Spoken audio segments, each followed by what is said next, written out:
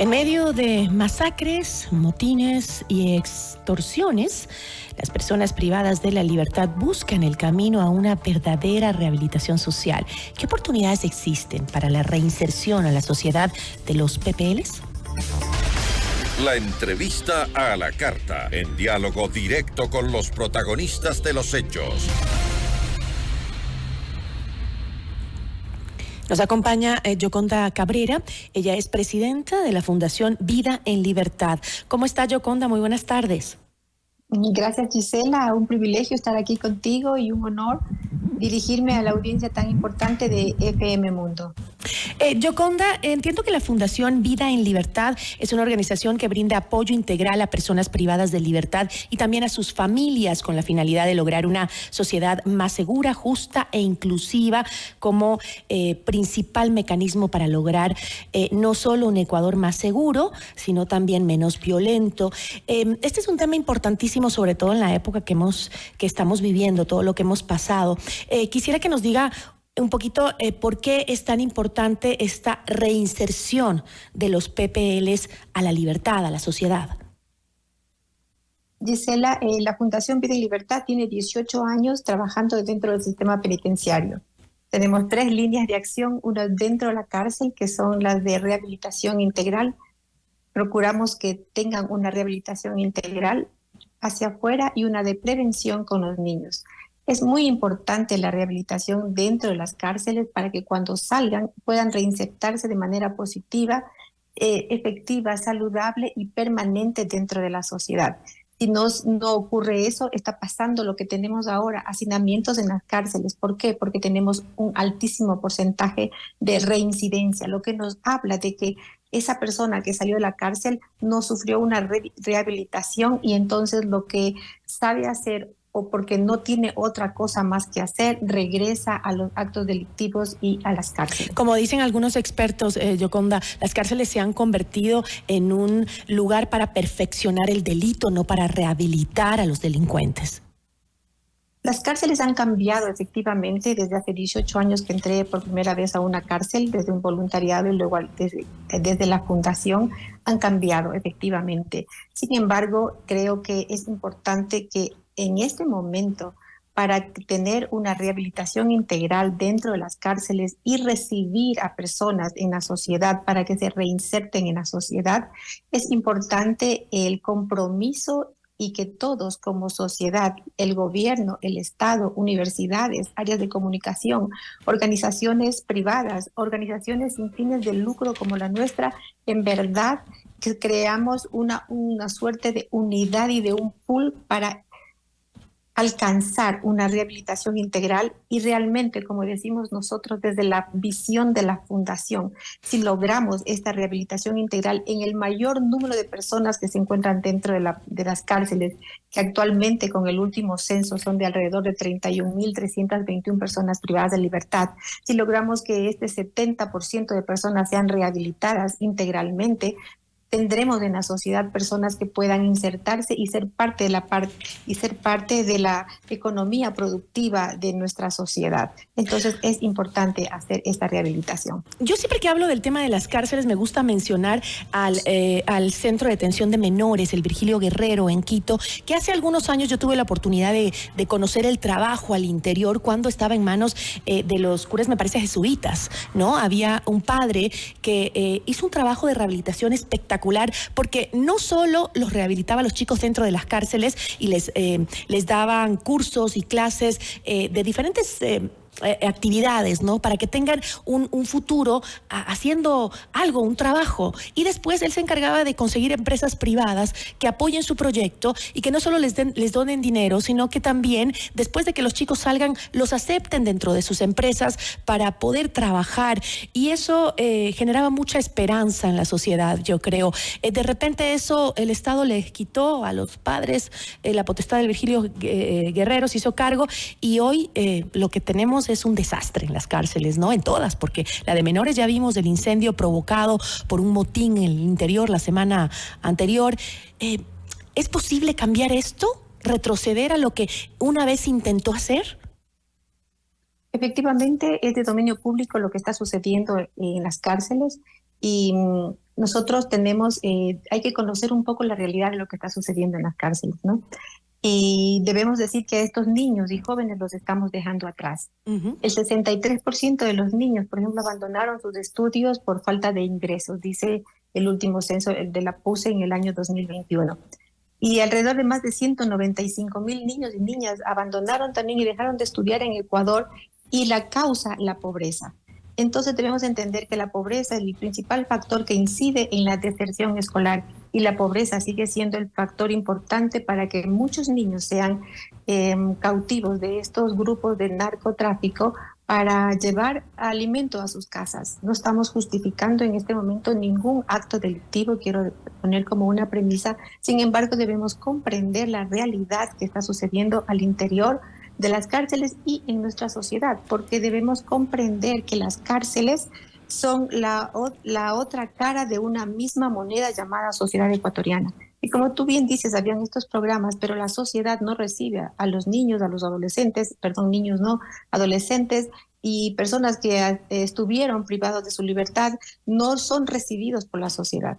Es una población permanentemente rechazada. Ujú. No importa cuántos hayan rehabilitado o quieran cambiar su estilo de vida, porque nosotros no le damos oportunidad para darles un empleo. Por eso te decía, Gisela, que era importantísimo que todos, empresa privada, industria, estemos abiertos a recibir a estas personas que, como en el caso nuestro, que pasan por programas que duran un mínimo de 18 meses, en donde todas las personas privadas de libertad que pasan por nuestros talleres reciben formación de carácter en valores y en principios como la base fundamental sobre la cual edificamos los otros talleres, que son como de cápsulas de emprendimiento, finanzas personales. Trabajamos en habilidades blandas y en habilidades duras para que cuando ellos salgan tengan una herramienta para insertarse en la sociedad, pero falta que del otro lado de la sociedad, la otra cara de la moneda, reciba a estas personas y les demos una oportunidad. Pero Yoconda, hoy en día, hoy por hoy, ¿es posible entrar a las cárceles a hacer esos proyectos que usted acaba de mencionar? ¿Se cuenta con el apoyo del gobierno? Y aún peor, más necesario es el apoyo de las bandas que están dominando las cárceles allá adentro, que no permiten el ingreso, sino es a quienes ellos deciden. Nosotros tenemos 18 años que hemos ingresado permanentemente, hemos estado en Cotopaxi, en la cárcel de Quito, en el CPL del Sur, donde están mujeres embarazadas y que viven con sus niños hasta 3 años de edad. Entonces no somos personajes que nos asomamos a las cárceles por un evento, sino que estamos permanentemente trabajando y no hemos tenido inconvenientes hasta el día de hoy. De modo que hemos presentado al SNAI, tenemos convenios firmados con el Estado a través del SNAI, porque hemos presentado esta propuesta de que las cárceles deben ser transformadas en centros productivos, en centros sostenibles, amigables con el entorno y el medio ambiente. Como parte de esta rehabilitación, esta tarea ocupacional, la de educación. Fíjate tú, Gisela, que en el último censo que se hizo en las cárceles, el 40.4% de la población de 31.000 personas que arrojó el censo, el 54% de esta población son personas que van entre los 18 y los 29 años de edad. Quiere decir que la población más productiva de nuestra nación está tras las rejas. Y de estos, el porcentaje elevadísimo de más del 54-60% no han terminado su educación básica. Entonces debemos regresar a las causas, la pobreza, la falta de educación, la falta de oportunidades. ¿Qué debemos hacer entonces como sociedad y como Estado? Nosotros nos ocupamos muchísimo en esta área de prevención con los niños, de asegurarnos que los niños no abandonen las escuelas.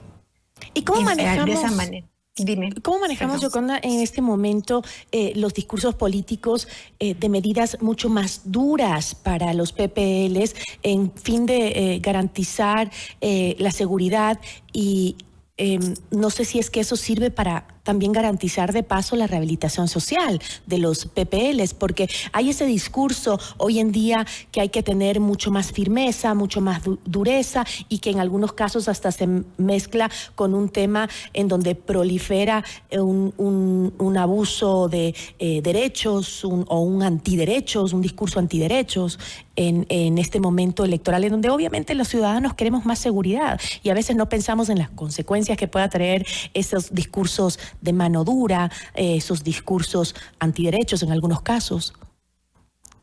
Debemos hacer una diferencia entre los privados de libertad que pertenecen al crimen organizado, a estos, al narcotráfico, y en la gran población de privados de libertad que por estar mezclados, entonces se hacen parte de cada uno de estos grupos por supervivencia. Creemos firmemente que hay un 70% de población penitenciaria que es sujeta de rehabilitación integral y que podríamos nosotros, la sociedad como nosotros, una organización sin fines de lucro y otras organizaciones civiles, ingresar para ser parte y ayudar y fortalecer en esta rehabilitación integral. Entonces nosotros estamos enfocados en este grupo de personas. Importantísimo. De seguro que la mayoría de gente de PPLs quieren una rehabilitación, pero como usted dice, con esa forma de manejar las cárceles es prácticamente imposible porque están a merced de los delincuentes que hoy las dominan. Yo le agradezco mucho, Yoconda, y esta puerta siempre estará abierta para conversar sobre el tema y para apoyar esos proyectos que son básicos para emprender este trabajo y esta lucha en contra de las bandas organizadas y en favor de la paz. Muchísimas gracias. Muchísimas gracias, Gisela. Yo quisiera dejar solamente una nota en cuanto a que nosotros nos ocupamos en la prevención a apadrinar a los niños, porque es importante este sistema de prevención. El Ecuador apenas está abriendo los ojos al problema social que representa el reclutamiento de menores de edad por parte de bandas de crimen organizado. Esta es una arista del incremento de la inseguridad y la violencia de que estamos hablando y de lo que poco se habla en este momento. La vulnerabilidad de los niños, de estos niños hijos de las personas privadas de la libertad a quienes apadrinamos y son conocidos como los niños invisibles.